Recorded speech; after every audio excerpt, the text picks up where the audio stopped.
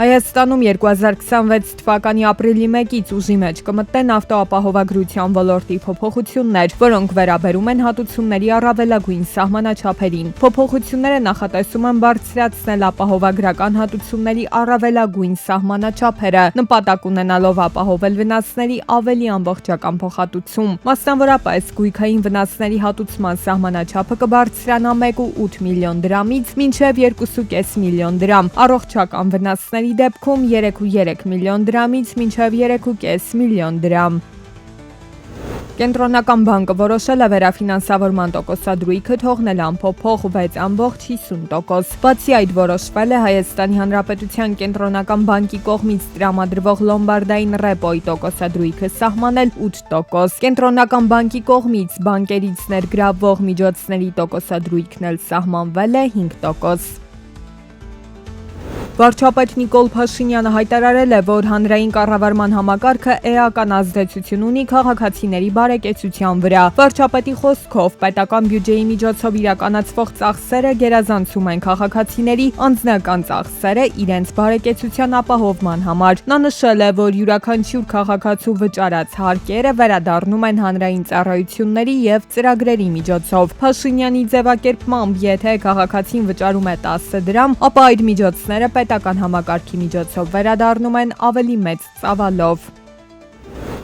Հայաստանի ամբողջ տարածքում մեկնարկում է գյուղատնտեսական կենդանիների պատվաստման պետական ծրագրի հերթական փուլը։ Ծրագրի շրջանակում իրականացվելու են կանխարգելիչ միջոցառումներ սիբիրախտի, դաբաղի և էմկար հիվանդության դեմ։ Հաջորդ փուլերում նախատեսվում են նաև միջոցառումներ հանգուցավոր մաշկաբորբի, ինչպես նաև բրուցելոզի, լեյկոզի և տուբերկուլյոզի նկատմամբ։ Տարեկան նախատեսվում է իրականացնել շուրջ 5 միլիոն կանխարգելիչ և ախտորոշիչ միջոցառում։ Ծրագրի ընդհանուր բյուջեն ներառյալ պատվաստանյութերի ձեռքբերումը կազմում է 1.9 միլիարդ դրամ։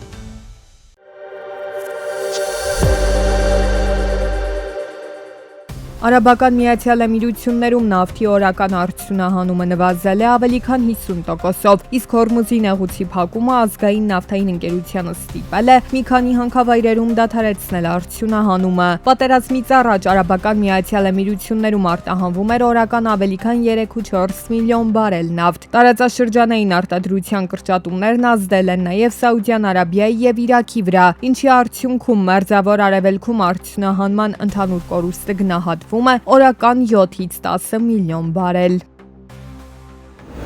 Քիրքուքից Թուրքիա տանող խողովակաշարը կգործարկվի մեկ շաբաթվա ընթացքում, ինչը Իրաքին հնարավորություն կտա վերսկսել Իրանի դեմ Միացյալ Նահանգների և Իսրայելի պատերազմի պատճառով խաթարված նավթի արտահանումը։ Քիրքուքից Թուրքիա տանող խողովակաշարը, որի հզորությունը օրական 200,000-ից 250,000 բարել է, այժմ հիդրոստատիկ փորձարկում է անցնում։ Էներգետիկ անվտանգության Ասիա-Խաղաղօվկիանոսյան ֆորումի շրջանակներում ամերիկյան ընկերությունները դաշնակից երկրների ձեռնարկությունների հետ Միացյալ Նահանգներից էներգակիրների մատակարարման համաձայնագրեր են կնքել ընդհանուր $57 միլիարդ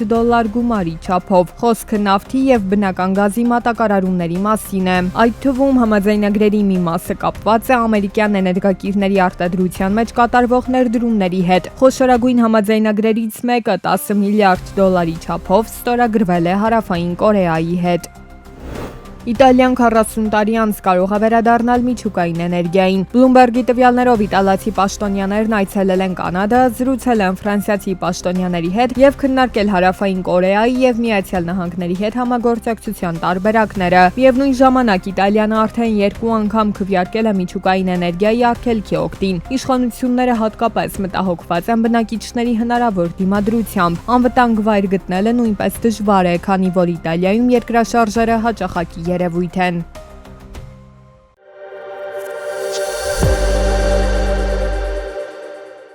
Հայաստանը ցանկանում է խստացնել սպորտային խաղադրույքների և պայմանավորված խաղերի վերահսկողությունը։ Իշխանությունները պարտավոր կլինեն վերահսկել մարզական խաղադրույքների շուկայի գործունեությունը և հայտնաբերել կասկածելիները։ Անհրաժեշտության դեպքում կսահմանափակվեն կամ առհասարակ կարգելվեն խաղադրույքների առանձին տեսակներ։ Կոնվենցիայով նախատեսվում է նաև համաչափ միջոցների մի ամբողջական համալիր դրամական տույժերից մինչև գործունեության արգելք, կախված նրանից, թե մեքենա ծառայությունների ինչ տեսակի մասին ենք խոսում։ Օրենսդրական փաթեթով նախատեսվող մեկ այլ փոփոխության համաձայն էլ նախակրթարանի տարիքային շեմը կնվազեցվի մինչև 4 տարեկան։ Կարգավորումը հնարավորություն կտա ընդլայնել նախադպրոցական տարիքի երեխաների ընդգրկվածությունը եւ ապահովել 5-ից 6 տարեկան երեխաների պարտադիր նախադպրոցական կրթության իրականացումը։ Այն վայրերում, որտեղ որ դա բնակավայրի միակ նախադպրոցական հաստատությունն է, երեխաները կունենան ավելի վաղ ընդգրկվելու հնարավորություն, մասնավորապես եթե մենք խոսում ենք բնակավայրի միակ հաստատության մասին, այսինքն կա դպրոց, որի շրջանակներում գործում է նախակրթարան, նրանք կարողանան ավելի վաղ փուլից աշխատել երեխաների հետ, 3-ից 6 տարեկան երեխաների ընդգրկում ապահովել։ Կրթության, գիտության, մշակույթի, սպորտի նախարարը վստահեցնում է, թե Հայաստանն այն եզակի երկրներից է, որը COVID-ի շրջանում չի կրճատել կրթության ֆինանսավորումը, հակառակը ավելացրել է։ Փոփոխություններն ու ոլորտի զարգացումը շարունակական գործընթաց է։ Հիմա էլ գերատեսչությունը ցանկանում է, որ այս տարի հանրակրթական դպրոցներում սովորող աշակերտների 80%-ի համար հասանելի լինի արհեստական բանականության դասընթացը։ Հայոց լեզվի պահպանության ու տարածման հարցը մշտապես արդիական է ու կենսական նշանակություն ունի հայկական Սփյուռքում։ Սփյուռքի գործերով գլխավոր հանձնակատարն ասում է, թե արտերկրում բնակվող մեր դպրոցահասակ երեխաները հայերեն դասագրքերի խնդիր չունեն, դրանց քանակը բավարար է, խնդիրն այլ տեղում է։ Մենք այս պահին փորձում ենք հաղթահարել առաքման խնդիրը, որովհետև որպես պետություն կարծում եմ ճիշտ է, որ եթե մենք գիրք ենք հատկացնում համայնքային դպրոցներին, ված չլինի, որ մենք այդ գրքերը հասցնենք տեղ եւ ոչ թե մարդիկ գան եւ ֆիզիկապես իրենց հետ գրեն այդ գրքերը։ Որպես ֆիզիկական գրքի այլընտրանք առաջարկվում է նաև օնլայն հավելվածներով հայերենի ուսուցումը։ Այս դեպքում եւս խնդիրներ կան։ Սփյուռքում բազմաթիվ են շաբաթ օրերին գործող հայալեզու դպրոցները։ Ֆինանսավորման չափն ու հնարավորություններն է պետք հասկանալ։